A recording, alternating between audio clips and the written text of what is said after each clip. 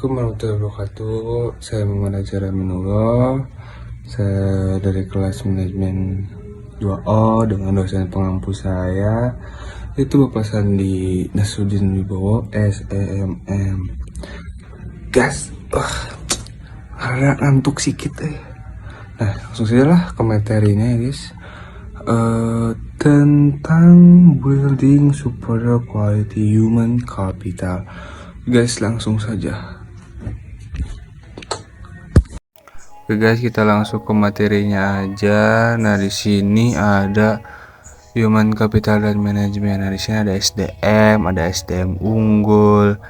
Nah, ada investasi pendidikan untuk SDM unggul. Terus di slide selanjutnya ini ada juga variabel penting SDM, ada pentingnya manajemen SDM, ada penekanan kualitas SDM, dan yang terakhir ada kebutuhan SDM Indonesia ya guys ya. Jadi gitu.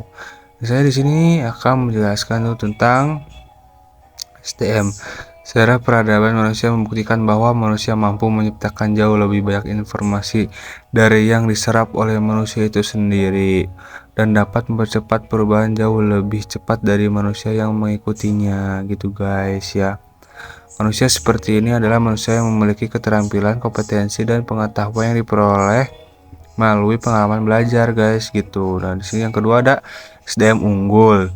Jika suatu bangsa ingin maju dan sejahtera, maka bangsa itu memprioritaskan investasi pembangunan SDM untuk mencapai tingkat nilai yang tinggi dan tersedianya SDM unggul guys. Nah, yang ketiga ada investasi pendidikan untuk SDM unggul. Nah, pembangunan human capital melalui investasi pendidikan oleh pemerintah, swasta, maupun masyarakat penting untuk mempersiapkan masa depan bangsa yang lebih baik lagi. Nah, di slide selanjutnya ada variabel penting SDM guys.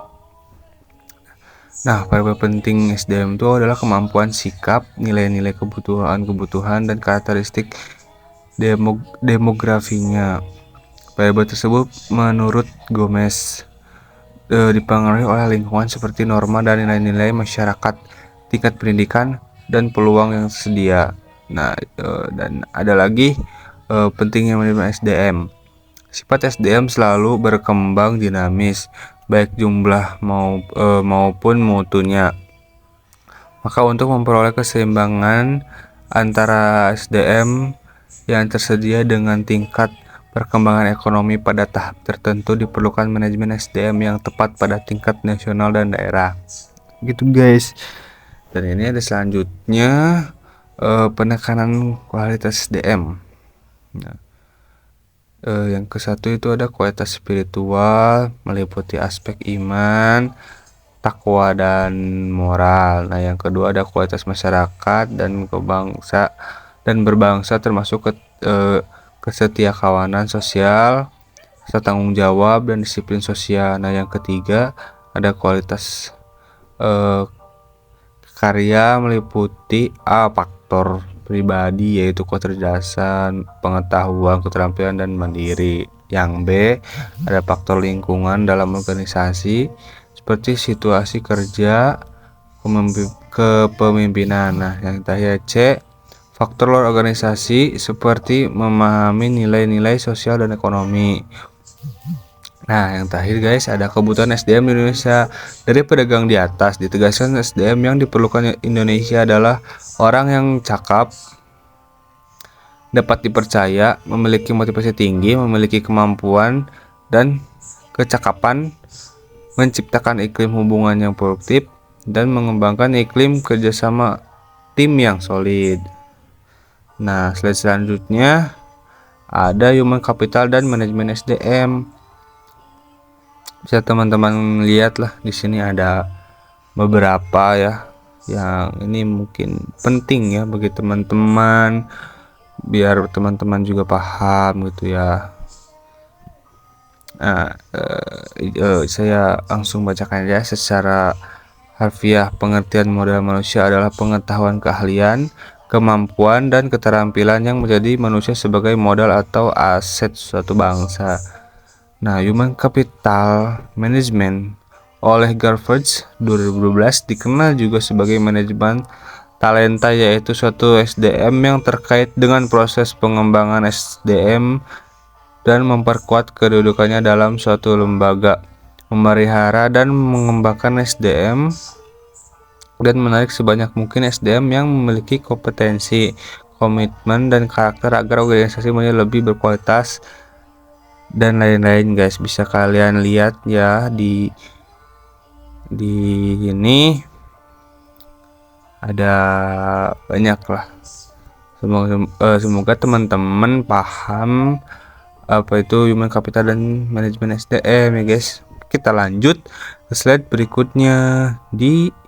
Ada human capital dan investasi pembangunan SDM. Nah, di sini ada dibagi 4: standar kualitas, investasi SDM, penempatan SDM, dan konsep human capital. Nah, saya akan menjelaskan dulu di standar kualitas ya. Kualitas produktivitas memenuhi standar apabila SDM mendapatkan pengalaman belajar dan latihan yang cukup untuk penguasaan ilmu, pengetahuan, dan keterampilan sesuai bidang peminatnya. Nah, geser lagi ke belah kiri bawah ya guys, ada investasi SDM. Investasi dalam bentuk menyediakan fasilitas pendidikan, menyediakan tenaga pendidikan, dan kependidikan yang berkualitas akan menjamin SDM yang unggul dan berkarakter guys. Ya begitulah guys ya. Nah, sini juga geser ke belah kanan bawah ada penempatan SDM guys ya. Penempatan SDM teh penempatan orang yang berprestasi dan bereputasi akan memberikan jaminan bahwa pembangunan human capital dalam organisasi pendidikan dapat memenuhi target SDM yang diharapkan guys. Nah gitu ya. Kita geser lagi ke atas dikit ya. Ada konsep human capital guys, modal manusia. Konsep human capital berkaitan dengan fakta bahwa pada dasarnya manusia akan menanamkan investasi dalam dirinya melalui pendidikan, pelatihan, dan aktivitas lain yang akan meningkatkan pendapatan mereka di masa depan melalui meningkatkan penghasilan seumur hidup guys. Nah, yang terakhir guys, mempersiapkan generasi emas ya. Mempersiapkan generasi emasnya guys. Goal generation tuh anak yang sehat dan cerdas merupakan bibit generasi emas di masa yang akan datang. Bakat, aptitude adalah benih dari suatu sifat yang baru akan tampak jika ia mendapat kesempatan atau kemungkinan untuk berkembang. Pada dasarnya, semua individu yang normal memiliki bakat dan setiap aktivitas diperlukan berfungsinya bakat, seperti bakat matematika, olahraga, bahasa, seni, dan lainnya guys. Banyak bakat-bakat kita terpendam teh guys. Tergantung pada budaya di mana individu itu hidup guys.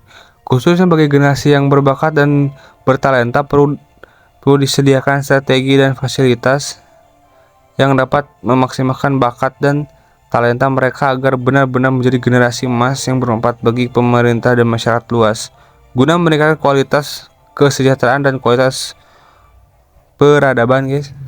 Gitulah. Terima kasih guys. Ya mungkin presentasi dari saya hanya bisa menyampaikan segitu. Materi dari saya hanya bisa disampaikan segitunya. Mohon maaf bila masih ada salah-salah kata ya. Maklum guys, masih belajar lah guys ya.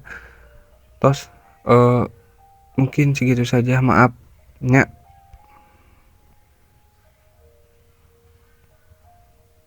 Oke guys, mungkin segitu dari saya presentasinya. Lain presentasi ya, pokoknya materi saya bisa dipakai segitu. Terima kasih teman-teman, semua teman-teman paham, semua teman-teman mengerti dengan presentasi saya. Terima kasih banyak. Wassalamualaikum warahmatullahi wabarakatuh. See you.